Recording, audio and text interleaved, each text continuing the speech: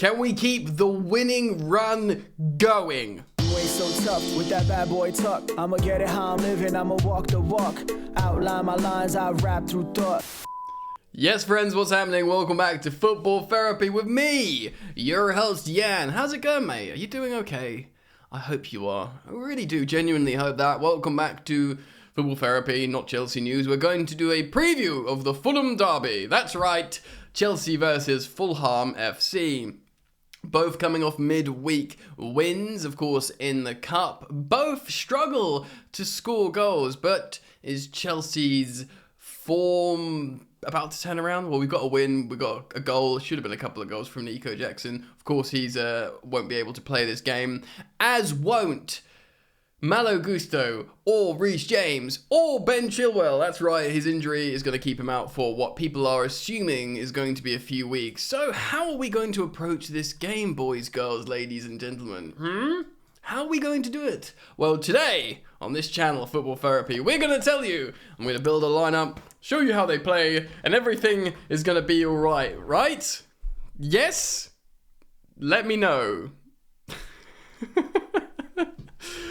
Okay, guys, thank you for joining me. Thank you for liking and subscribing. Let's take a look, first of all, at Fulham. So this is their last result in the Premier League. As you can see, they used a 4-3-3 formation. Good players, really. Anthony Robertson, Timothy Castagne at fullback. Good players. Bert Leno in goal. There he is. He gets a lot of points on Fantasy Premier League, so you imagine they are good. To be honest, the less sexiest, well, the centre-back partnership's good, Ream and Diop. It's good, they keep clean sheets. Palhinha in midfield is just such a cut above his teammates. He's such an incredible player. Of course, Bayern Munich willing to pay incredible money for him in the summer transfer window. Flanked by Pereira and Reed, not the worst. And of course, Bobby Decordova-Reid is okay. Raul Jimenez, used to be good. And of course, we've read the script. Ladies and gentlemen, Willian playing up front. He scored against Chelsea, didn't he? Last season, I believe, so be scared of that.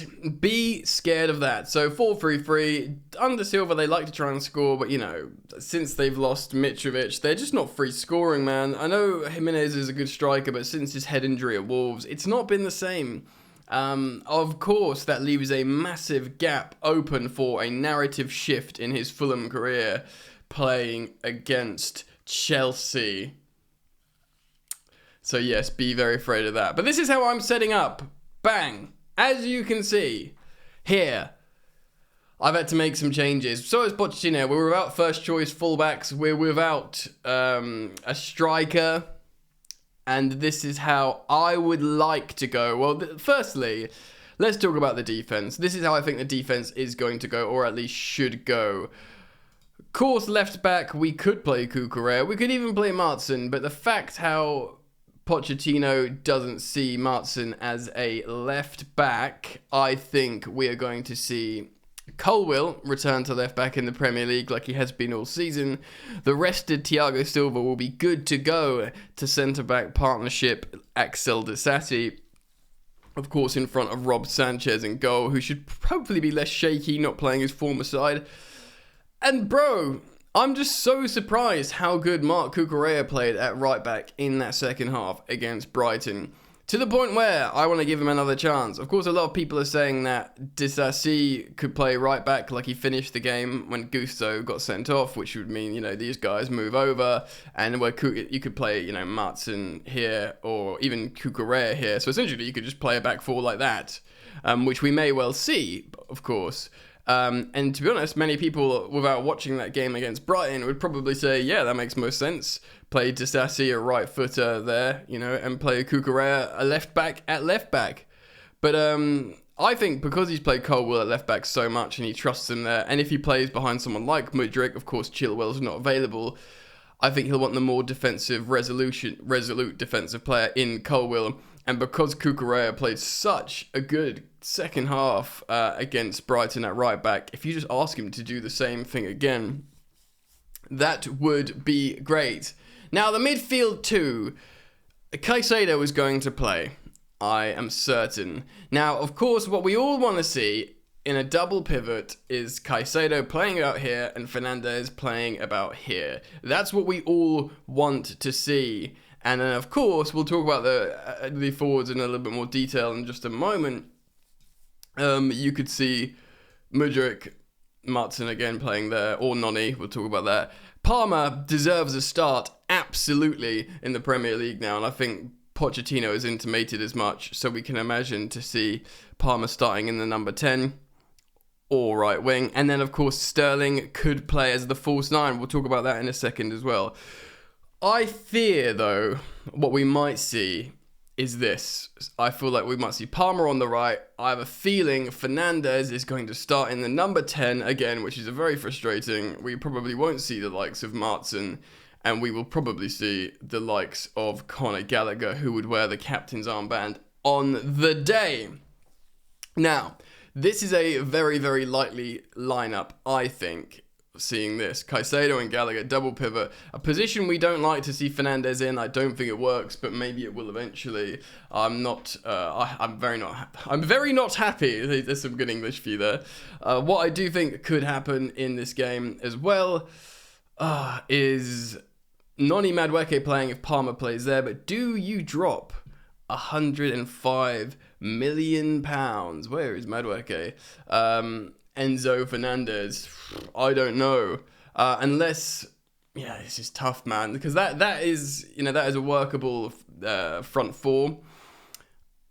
I don't think he's going to drop Enzo. I think it's absolutely crazy. So I do think it's probably likely going to be, Jesus, I keep forgetting what they are, like this. Do you think Mudryk is going to start left wing? Of course, Chilwell is not available. Theoretically, Sterling could start left wing, and Mudryk could start as a striker who, by the way, in his short Chelsea career, has played as a centre-forward before for a little, maybe even started under Potter.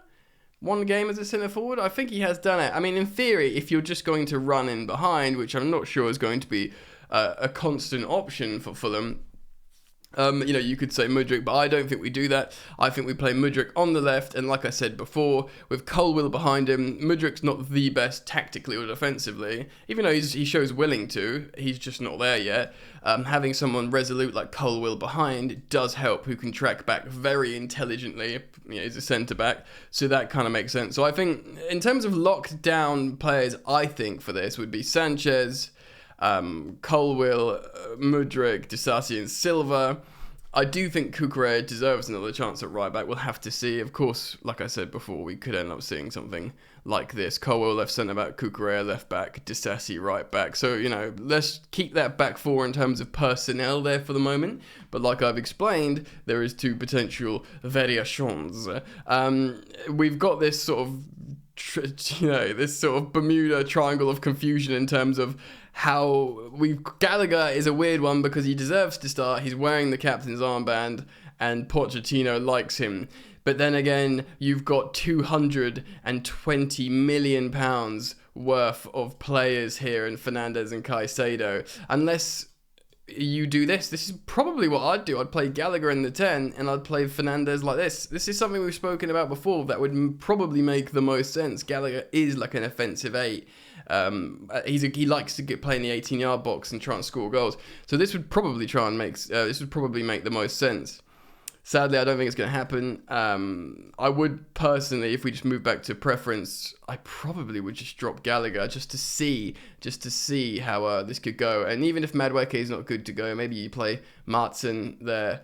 And suddenly, you got a team here. Alternatively as well, you could play Sterling in his favoured right position, or certainly this season he's playing in the right position and he likes it. And of course, you could play a striker in Armando Bria. So suddenly, that looks like a formidable front four that is fit for purpose. Mudryk left wing, Sterling right wing. I say like he's favoured this season because Sterling is a left winger that is probably quite happy to be playing on the right at the moment because it's going well.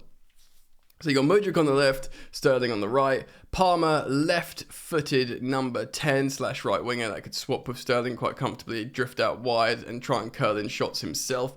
And then you've got a striker system. Now, Pochettino spoke about this. He said, yes, we can play with a striker. But Breuer, we've got 2 strikers available, Breuer and Washington. Washington's probably more match fit. I don't think he's suddenly going to get his first minutes as a start in the Premier League in the Fulham derby. And Breuer only got 5 minutes midweek. Now, you can look at that 2 ways. Maybe you're thinking, oh, they want to protect him so he can play 60, 55 minutes, 60 minutes against Fulham. But I think that's fanciful. Genuinely, I don't think that's possible. So with that, I think we're going to play a strikerless system and play with Sterling, which would mean I think he would turn to the likes of Martin on the right. I keep losing him, like that. So I think it would play like that. And what you would end up seeing is a very narrow attack like this. Of course, as Martin and Palmer both can play number 10, both can play right wing. Of course, Martin can play anywhere behind the striker as far as Pochettino is concerned. So I think we'll see a very narrow attack here. But the problem with this is, Pochettino used to play very, very, very daring, advancing and offensive fullbacks that used to hold the width. And the centre-backs would split. And it used to be like Dyer for Tottenham that would make a back 3, drop in. And Caicedo could drop in, by the way. He'd be perfect for that. But because in this system that we're looking at here, our fullbacks are either Cucurella and Disasi, or they're going to be Cucurella and Colwill. And Colwill, although he's a great player and he's a young guy, likes to get forward, these are not the most high octane adventurous fullback options in the world, because one is a centre back and one is like really a left centre back, that plays in the back 3, or that's where he theoretically did his best work, and now he's moving over to the right. So these aren't the starting profiles of advanced attacking fullbacks, so you need to keep width from Mudryk and indeed Palmer.